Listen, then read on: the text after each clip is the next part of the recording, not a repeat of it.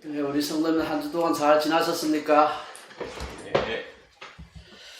다시 한번 우리 구호 한번 하고 시작하겠습니다. 하나님은 살아계십니다. 하나님은 살아계십니다. 모든 게 다운된 듯하고 여러 가지 참 우울한 소식이 많습니다만은 그런 가운데서도 하나님께서 살아계신다. 하나님 역사하고 계신다. 그 우리 믿음을 잃지 말아야 되겠습니다.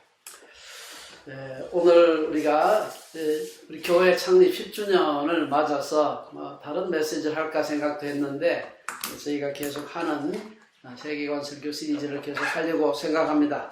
그래서 오늘 말씀을 통해서도 하나님께서 우리에게 하시는 말씀이 계시겠다 하는 생각입니다.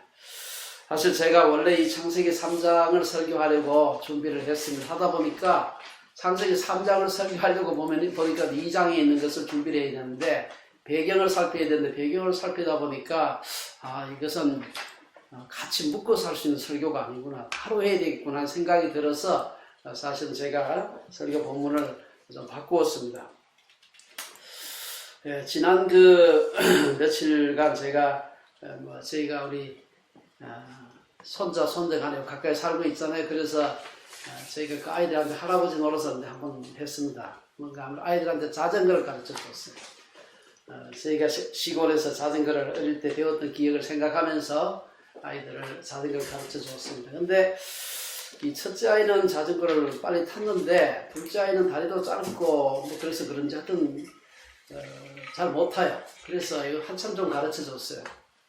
그래서 이제 첫째 아이가 막 자전거 타고 다니니까 배워가지고 너무 부러운 겁니다. 자기는 못 타니까. 그러다가 어쩌다가 얘가 터득을 했어요. 이렇게 타는구나. 그래가지고 너무 좋아가지고 자전거를 막 타려고 하는데 비틀비틀 하면서 조금씩 넘어져 가면서 탔는데 너무 좋아가지고 제가 사실은 여러 차례 그 자전거, 조그만 자전거가 그 페달 브레이크입니다. 페달을 거꾸로 돌려야 그 브레이크가 잡히는 건데 그거 연습을 좀 하라. 그걸 해야 된다. 자전거 타려면 반드시 브레이크 연습을 해야 된다. 근데 얘가 타는 게 너무 좋아서 브레이크 연습을 안 하는 겁니다. 너무 타는 게 좋아가지고. 그래가지고 조금 이제 타겠다 싶으니까 저희 집 앞에서 막 자전거 타는 거예요. 근데 결국은 하다 보니까 어떻게 되겠어? 브레이크를 잡아야 될 때가 아니면 잡을 수가 없는 거예요. 그래서 결국은 옆에 있는 조그만 픽업 트럭 타이어에 갖다 들이박았어요. 사람이 그렇게 다치고 차가 다치고 이런 건 아닌데 브레이크 잡는 법도 모르고 자전거를 타기를 배우니까 결국은 남아있는 것은 사고밖에 없는 겁니다. 그래서 저는 오늘 이 말씀을 생각하면서 오늘 본문에 등장하는 선악과가 우리 인간에게 있어가지고 마치 브레이크와 같다. 그런 생각을 제가 좀 해봤어요. 오늘 본문에 보면은 아름답고 먹기에 좋은 나무로 가득 찬 에덴 동산. 하나님께서 그런 동산을 만드시고 자신의 형상대로 지으신 사람을 그곳에 두셨습니다. 그리고 그에게 동산 각종 나무 열매는 내가 임의로 먹되 허락 안 맡아도 괜찮아. 다 허락한 거니까. 그러나 선악을 알게 하는 나무의 열매는 먹지 말라. 요 브레이크는 꼭 잡아야 된다 라고 얘기한 거예요. 그리고 그 금지 명령을 하시고는 이어서 안 지키면 내가 먹는 날에는 반드시 죽으리라. Surely die. 반드시 죽으리라. 이 선악과 얘기는 우리가 너무 잘 알고 있는 얘기입니다만 이 얘기는 또 한편으로는 불신자들도 잘 알고 있어요. 예수 안 믿어도 굉장히 잘 아는 얘기입니다. 그리고 예수 믿지 않는 사람들 중에서는 기독교를 공격할 때, 비난할 때 이 얘기 많이 써먹어요. 아니 하나님께서 왜 선악과를 안 만들어 놨으면 안 먹을 텐데 괜히 만들어가지고 먹겠느냐 이 말이에요. 그리고 아니 그 사람을 그렇게 만들어 놓은 건 좋은데 동산 가운데 꼭 안 놓으면 안 돼. 저 귀퉁이에 안 보이는 데 갖다 놔면 될 텐데 구태여 동산 가운데 잘 보이는 데 놓고 꼭 먹기 좋은데 그렇게 놓고는 사람을 유혹할 수 있느냐? 그리고 동산 가운데 만들어놔도 괜찮아. 너 요거 먹지 마 하고 그 딱 지정해서 콕 집어서 얘기만 안 했으면 그게 무슨 나무인지 알지도 못하고 에덴 동산에 다른 과일도 많은데 구태여 그걸 먹을 이유가 있었겠냐? 그걸 먹지 말라고 하니까 다른 말로 하면은 그거 먹으라는 얘기하고 비슷한 거 아니냐? 하나님 심술구전 분이 아니냐? 이런 마치 하나님께서 인간을 괴롭히기 위해서 또 유혹하기 위해서 선악과를 지으신 게 아니냐 이렇게 비판하는 사람이 있습니다. 근데 우리가 성경에 보면은 하나님은 사람을 유혹하는 분이 아니다. 야고보 사도가 한 말을 보면은요, 사람이 시험을 받을 때에 내가 하나님께 시험을 받는다 하지 말지니 하나님은 악에게 시험을 받지도 아니하시고 친히 아무도 시험하지 아니하시느니라. 오직 각 사람이 시험을 받는 것은 뭐에 끌려서? 자기 욕심에 끌려서 미혹됩니다. 그래서 하나님과 유혹해서 그래 하지 말라. 다시 말해서 선악과는 하나님께서 사람을 유혹하기 위해서 만들어둔 것이 아니라는 것입니다. 그래서 이런 비난들은 대부분 선악과에 대한 피상적인 이해, 잘못된 이해에서 나온 것입니다. 선악과는 하나님의 전지전능하심과 인간의 유한함을 나누는 일종의 그 표지석과 같은 것입니다. 그 속에는 굉장히 중요한 의미가 들어있습니다. 그래서 오늘은 그 선악과의 의미가 뭘까? 그리고 그것이 오늘 우리들에게 갖는 그런 또 의미는 무엇일까? 한 세 가지로 나누어서 생각해 볼 텐데, 첫째, 선악과는 하나님의 전능자 되심과 인간의 피조물됨을 상징하는 그런 존재입니다. 다시 말해서 하나님은 전능하시지만 인간에게는 할 수 없는 것, 해서는 안 되는 것이 있다는 것을 보여주는 것입니다. 그리고 해서는 안 되는 그 일을 하게 되면 반드시 죽을 것이라는 것입니다. 하나님은 무한하시지만 인간은 유한하시고, 하나님은 영원하시지만 인간은 그렇지 않습니다. 하나님은 우리를 구원하시는 분이고 우리는 그분의 구원을 받은 백성이다. 하나님은 아담에게 각종 동산, 각종 나무의 열매는 내가 임의로 먹으라고 했기 때문에 에덴 동산에서 그 마신 유일한 열매가 이 선악과였습니다.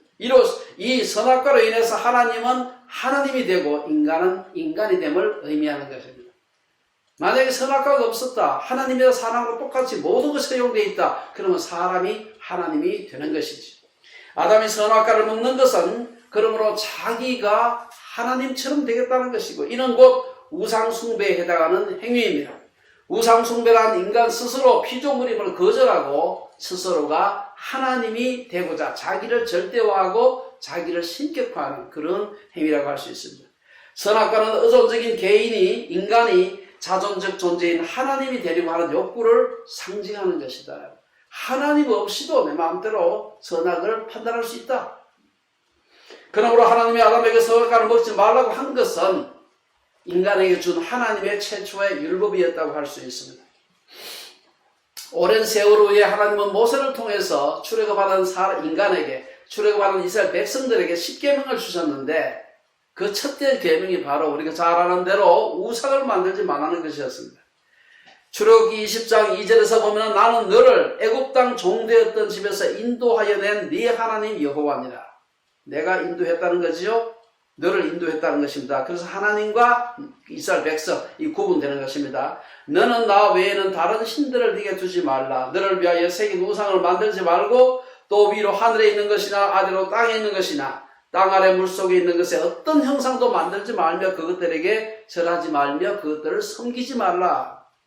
하나님만이 인간의 궁극적인 운명, 행불행을 결정하시는 분인데, 다른 신이, 다른 피조물이 하나님을 대신할 수 있는 것처럼 생각하지 말라는 것입니다. 여기서 다른 신이란 인간이 만드는 신이죠. 우상은 인간의 손으로 만든 신이에요. 다시 말해서 우상이라고 하는 것은, 우상을 섬긴다고 하는 것은 자기를 섬기는 거예요. 자기 손으로 만들려고 섬기는 거기 때문에 자기를 섬기는 거예요. 우상을 섬기지 말라는 명령한 인간은 하나님이 아니니 너 자신을 하나님의 자리에 두고 섬기지 말라. 그런 말입니다. 선악과의 가장 중요한 의미는 인간은 하나님이 아니라는 점입니다. 유명한 신학자 칼 바르트라는 분이 그분이 쓴 그 제일 유명한 첫 번째 가장 유명한 책이 로마서 강해인데, 로마서 강해 제2판, 1판하고 2판이 완전히 다른데 2판 서문에서 아주 중요한 말로 시작을 해요. 하나님은 하늘에 계시면 너는 땅 위에 있다. 무슨 얘기입니까? 하나님과 사람이 다르다는 겁니다. 전도서의 말씀에도 그렇습니다. 인간의 지혜는 한계가 있지만 인간의 유한성을 깨닫고 전능자이신 하나님만을 의지하는 것이 마땅하다. 모든 일의 결국을 다 듣고 난 후에 전도자의 마지막 결론이 뭡니까? 전도서 제일 끝에 보면 그 결론이 나와 있어요. 하나님은 모든 행위와 모든 은밀한 일을 선악과는 심판하는 분이기 때문에 인간은 하나님을 경배하고 그의 명령을 지킬지어다. 이것이 모든 사람의 본분이니라. 사람의 본분이 뭡니까? 하나님의 말씀을 지키는 거다. 아담을 생각할 때 우리는 그의 이름의 뜻을 생각하지 않을 수가 없습니다. 여러분, 아담이라는 말은 흙 혹은 티끌 혹은 땅의 먼지 뭐 그런 뜻입니다. 왜 하필 하나님께서 아담의 이름을 티끌이라고 지었을까? 여러분, 저 어디 그 한국의 길가 뒷골목에 가면 누가 이름을 함부로 짓는가 뭐 이렇게 해가지고 간판 써놓고 장사하는 분들이 있습니다. 이름 함부로 짓지 말라. 그러지 말고 나한테 돈 내고 와서 지어라 이거지. 제가 아는 우리 후배 중에 하나가, 학교 후배 중에 하나가 이름이 최병균이에요. 최병균. 그래서 내가 한번 물어봤어요. 야, 하고 좋은 이름 많은데 어떻게 최병균이라고 지었나? 그러니까 하는 얘기가, 사실 자기 부모님 자기를 최병호라고 지었대. 근데 그렇게 하면 나중에 무슨 화가 닥친다고 이름 짓는 장명소에 가가지고 돈 주고 지은 게 최병균이래요. 병균 아마 있는지 없는지 잘 모르겠습니다만, 어쨌든 사람은 자기의 이름을 부를 바다 누구야? 이렇게 부를 때는 그 속에, 물론 그냥 습관적으로 부르긴 하지만 그 속에 자꾸 듣게 되면 그 속에 뜻을 생각하는 것입니다. 저는 제 이름이 양승훈인데 승자가 이열승의 공훈자예요. 공을 이어라, 이런 뜻이에요. 뭐 근데 제가 해석한 거긴 하지만 우리 한자가 다 표현 문자이기 때문에 뜻이 있습니다. 그런데 어떻게 해서 아담을 갖다가 야, 티끌아, 혹은 먼지야, 이렇게 부를 수 있도록 아담, 티끌, 혹은 뭐 그런 이름을 지었을까? 이것은 하나님께서 아담이 전능자 하나님을 떠나게 되면은 너는 결국은 먼지 같은 존재, 티끌 같은 존재에 불과하다는 것을 리마인드 하기 위해서 그렇게 지은 것이 아닌가, 그런 생각을 해봤습니다. 아담이라는 말은 히브리어인데, 그 히브리어 말고 아담은 흙이라는 뜻인데, 이 사람을 의미하는 영어의 human 하는 것도 이건 그 라틴어에서 온 말이구나. 라틴어에서 human이라는 말은 흙을 의미하는 humus라는 말이 있어요. 여러분 뭡니까? 부식토 humus라고 하죠. humus인데 이 humus라는 말이 또 뭘 만들어냈는가 하면은 humility, 겸손이라는 말입니다. 겸손이라는 humility라는 말과 인간이라는 human이라는 말은 둘 다 humus라고 하는 흙이라는 말에서 나온 말이에요. 인간은 존재론적으로 흙과 같이 유한한 존재고 끝이 있고 한계가 있는 존재이기 때문에 이러한 인간의 유한성을 알 때 인간이 행복할 수 있다는 것입니다. 에덴에서 이 인간의 유한성을 늘 되새기게 해주는 존재가 뭐냐? 선악과입니다. 저거를 네가 마음대로 먹을 수 있는 존재 하나님이죠. 마음대로 먹을 수 없는 존재 사람이죠. 인간의 땅에 티끌로 지음을 받았다는 사실은 인간의 존재 양식 자체가 겸손이어야 함을 의미하는 것입니다. 창세기 3장에서 하나님께서 타락한 아담에게 뭐라고 얘기합니까? 너는 흙이니 흙으로 돌아갈 것이니라. 인간은 하나님은 창조주시고 자신은 피조물이요 흙덩어리에 불과함을 알 때 행복하다는 것입니다. 즉 사람은 사람이 아름다운 것이고 사람이 사람임을 알 때 행복한 것입니다. 이것이 바로 선악과의 의미입니다. 결국 하나님께서 인간에게 선악과를 금하신 것은 속박이 아니라 사랑의 질서다.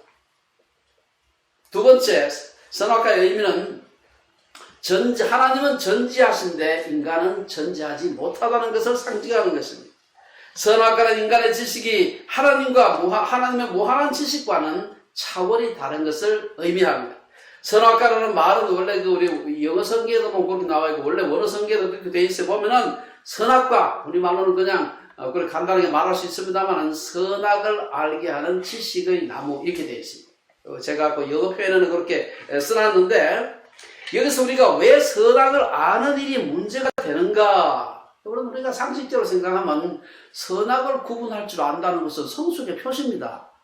이게 시절처럼 이게 도대체 계절이 바뀌어도 시절도 구분도 못하고 아무 때나 꽃이 피고 이러면 안 되거든요. 식물들. 사람도 선과 악을 구분할 줄 모르면 어린아이지요.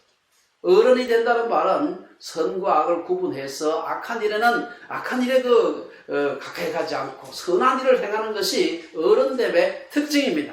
그런데 오늘 여기서 보면은 선악을 구분하는 지혜가 있다. 이것을 갖다가 아주 굉장히 큰 죄악처럼 그렇게 얘기를 하고 있습니다. 실제로 성경에 보면은 하나님은 사람들에게 하나님처럼 되라고 얘기하는 구절이 꽤 여러 개 됩니다. 우리 잘 아는 레위기서 19장에 보면은 너희는 거룩하라. 왜 거룩하냐? 이는 나 여호와 너희 하나님이 거룩함이니라. 내가 거룩하니 너희도 따라서 거룩해라 이 말이에요. 요걸 갖다 그대로 신약에서 그 마태가 이제 이걸 인용해서 마태는 그걸 인용할 보다 조금 풀어가지고 마태복음에 보면 5장 48절에 이렇게 인용을 하고 있습니다. 그러므로 하늘에 계신 너희 아버지의 온전하심과 같이 너희도 온전하라. 하나님처럼 너희도 온전해라. 하나님 닮아라 이 말이에요. 예. 근데 왜 오늘 본문의 선악과를 먹음으로 하나님과 같이 되는 것이 문제가 되는가? 창세기 기자는 이에 대해가 요 답을 누가 하느냐? 창세기 5장에 가면 사탄이 요 일을 여기다 답을 해요. 사탄이 창세기 3장 5절에 보면은 내 너희로 하여금 이 선악과 못 먹힌 줄 아냐? 하고 하와를 유혹할 때 사탄이 한 말이 있어요. 그게 뭔가 하면은 너희가 그것을 먹는 날에는 너희 눈이 밝아져 하나님과 같이 되어 선악을 알 줄 하나님이 아심이니라. 여기서 선악을 알게 한다는 말은 단순한 선악의 분별력을 의미하는 게 아니라는 것을 금방 알 수가 있어요. 인간이 옳고 그름의 지식에 대한 최종적인 판단자가 된다는 것을 의미하는 것입니다.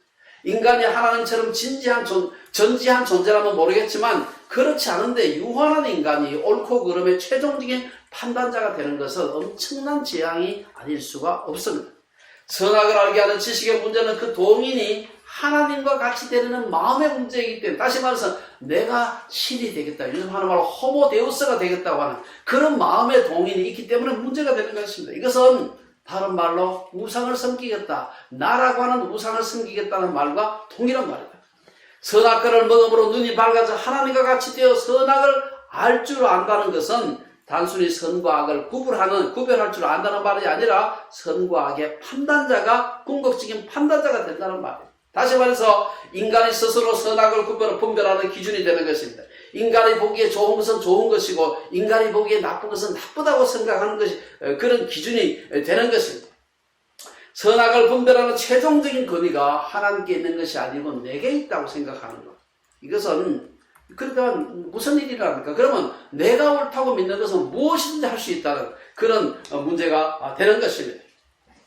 여러분 오늘날 우리 주변에서 일어나는 모든 싸움을 한번 보시기만 하면 싸움이 왜 일어납니까? 선악의 기준이 자신이라고 생각 때문에 일어나는 것입니다. 이혼은 왜 이혼합니까? 아내한테 물어보고 남편한테 물어보면 다 자기 기준에 따라서 뭐 저 사람은 잘못됐어. 다 자기 기준으로 봤을 때 상대가 잘못됐다. 교회 싸움이 왜 생깁니까? 내 기준으로 봤을 때 저 사람은 잘못됐어. 자기가 판단의 최종적인 기준이 될 때 무슨 문제가 생깁니까? 분열하고 다툼과 죽음밖에 생기지 않는다는 것입니다. 하나님이 선악과를 만드신 것은 선악의 최종적 판단자는 인간이 아니라 하나님이심을 의미하는 겁니다. 선악과는 인간의 지식은 유한하지만 하나님은 전지한 분임을 의미하는 것입니다. 그래서 선악과는 지금도 우리는 선악을 아는 일에 하나님처럼 될 수가 없음을 보여주는 에덴의 상징이라고 할 수 있습니다. 세 번째, 이 선악과는 인간의 불완전한 지식, 제한된 지식일 뿐 아니라 이 지식 자체가 불완전해요.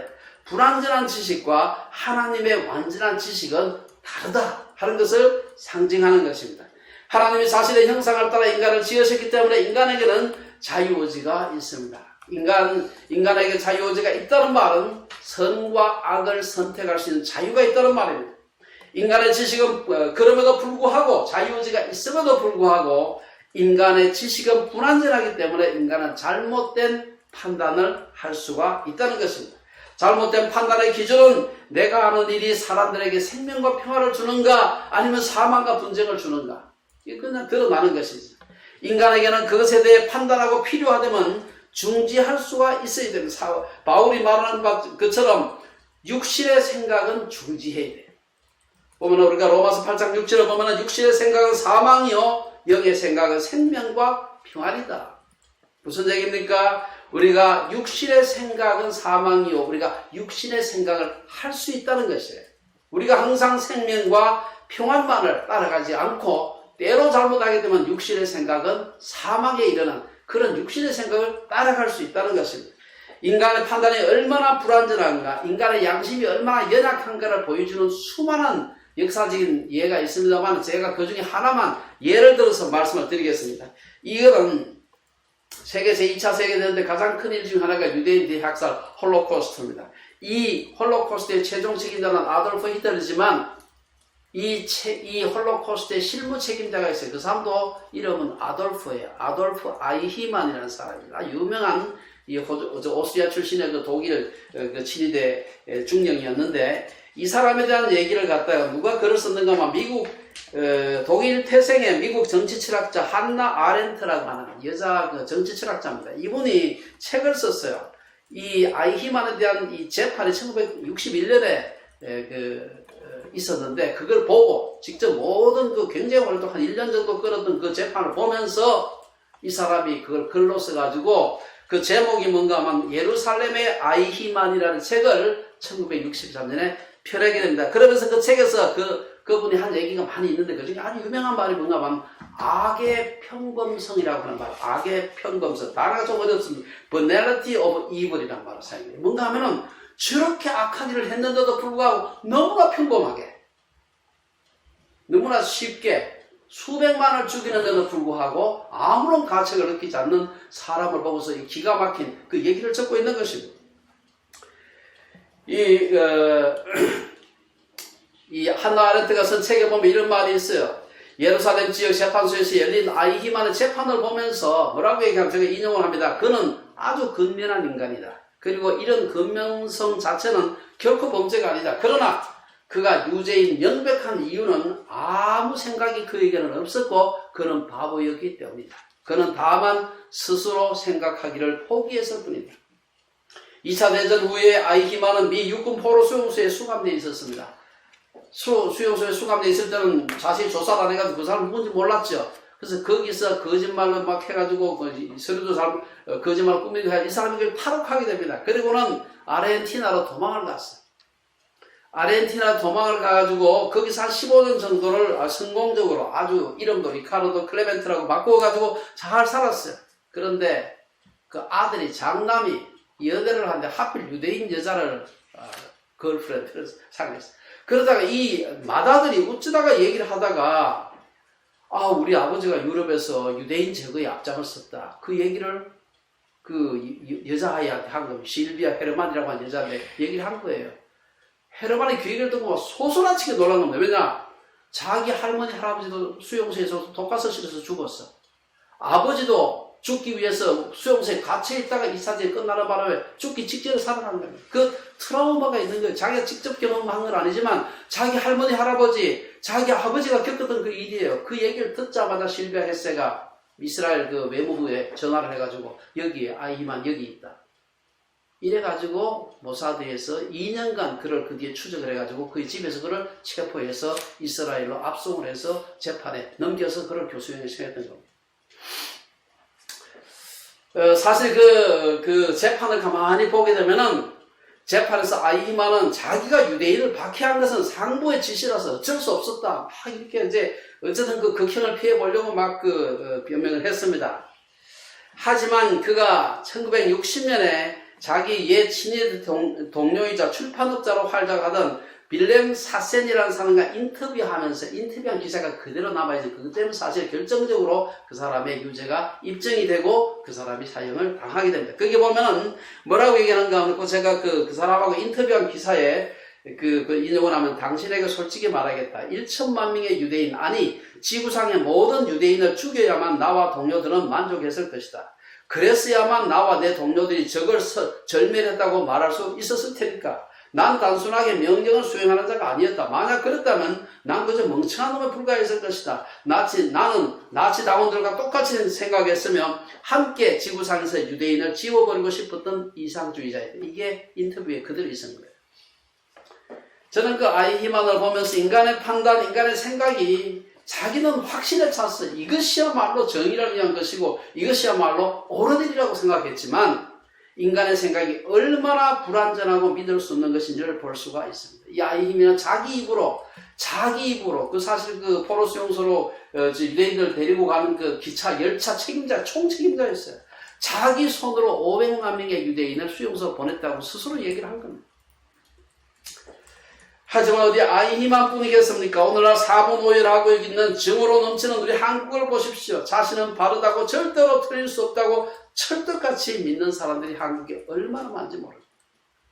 그래서 어떤 사람은 태극기를 들고 어떤 사람은 정반대의 생각을 가지고 촛불을 들고 있습니다.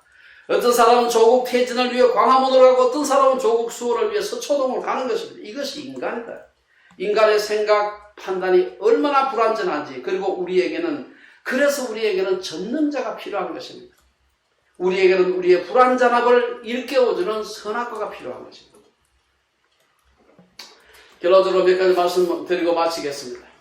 에덴이란 말은 원래 기쁨 혹은 환희 란 그런 의미입니다. 하지만 앞에서 살펴본 것처럼 기쁨의 공동체인 에덴에서 살기 위해서는 최소한의 기쁨과 우리의 쾌락을 유예하는 선악과가 필요합니다. 이 땅 위의 삶에서도 천국의 기쁨을 지속하기 위해서는 이 땅 위에 우리가 누릴 수 있는 것을 조금 유예하고 참는 그러한 선악과가 필요한 것입니다. 사도 요한은 그리스도인이 하나님의 사랑 가운데 충만히 거하기 위해서 뭘 해야 되느냐? 이 세상이나 세상에 있는 것들을 사랑하지 말라. 사랑하는 게 쉽죠? 그러나 사랑하지 말라. 그 정도는 유의할 수 있어야 된다. 예수님 역시 자기를 믿은 유대인들에게 우리 교회 모토입니다. 너희가 내 말에 거하면 참 내 제자가 되고 진리를 알지니 진리가 너희를 자유케 하리라. 그 앞에 단서가 있어서 그 선악과가 하나 있는 것이 뭡니까? 정말 이 세상에 자유롭게 살고 싶어. 그러면 내 말에 거해야 된다. 지금 마음대로 하면서 내가 자유롭다. 그것은 선악과를 먹는 거하고 똑같은 것이죠. 이는 우리의 일상적인 생활에도 적용이 됩니다. 엿새 동안 하나님 주신 일을 힘써 할 때 그 일하는 건 쉽지 않죠. 힘들죠. 그러나 그렇게 자기의 엿새 동안 일을 힘써 할 때 일했지 안식이 기쁜 것이죠. 일주일 내내 놀면은 안식이 하나도 기쁜 줄 모른다. 주일날 오는 거 하나도 기쁘지 않아요. 그러나 일주일 동안 열심히 일할 때 주일이 오는 게 기다려지는 것이죠. 여러분 날마다 여러분 골프장에 가보세요. 프로골프 아닌 사람으로서 골프를 실컷 일하다가 정말 시간을 내서 골프 치러 가야 즐겁게 치지, 날마다 골프장에 살면은 이건 지루해요. 얼마나 그 기쁨 하나도 모릅니다. 여러분 얼음 위에서 자유롭게, 저는 스케이트를 잘 못합니다만은 정말 얼음 위에서 자유롭게 정말 자유를 만끽하면서 이 스케이트를 타려면 어떻게 해야 됩니까? 연습해야 돼요. 연습이라고 하는 선악과가 필요해요. 그 훈련을 해야 돼요. 그래야 되지. 나는 저렇게 멋지게 김연아처럼 아이스 스케이트 타고 싶긴 한데 연습하기 싫다. 안 되죠. 피아노를 만족스럽게 치려면 레슨이라고 하는 제한을 받아들여야 됩니다. 제가 그 유튜브에 어떤 사람 얘기를 들었는데 이런 얘기를 하더라고요. 이분이 고등학교 때 한참 언제 멋 내고 할 때 그때입니다. 옆에서 오토바이를 타고 하는 게 너무나 멋지더래. 그래가지고 너 오토바이 어떻게 타나 이렇게 보니까 오토바이 뭐 가는 거 간단하잖아요. 그래서 그 사람 없어서 마침 열쇠를 꽂아놨어. 그래서 그걸 갖다 타는 걸 갖다 갔대. 근데 아까 우리 소녀처럼 문제는 가는 것만 봤지 서는 걸 본 적이 없어. 그래가지고 쫙 갔는데 자전거 탈 줄 알면 오토바이 다 탈 수 있잖아요. 탔는데 문제는 브레이크가 된 줄 몰랐던 거예요. 그래가지고 결국은 도랑이 처박았다는 그런 얘기가 제가 유튜브에서 본 적이 있습니다. 사실 에덴되게 하는 것은 우리를 지으신 하나님의 말씀에 복종하는 선악과가 있기 때문에 에덴이 되는 거예요.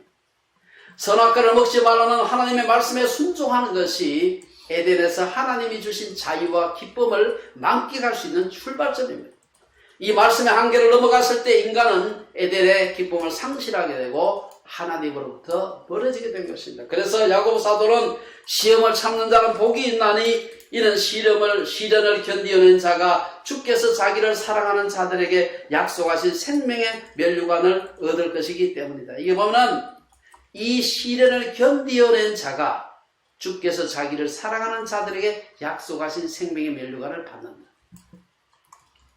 오늘 이 귀한 말씀 생각하면서 주빌리에 온 성도님들이 선악과를 통과해서 내 선악과는 무엇일까 생각하시면서 그 선악과를 통과해서 에덴의 기쁨을 누리는 우리 주빌리에 온 가정 되시기를 주의 이름으로 축원합니다. 기도하겠습니다.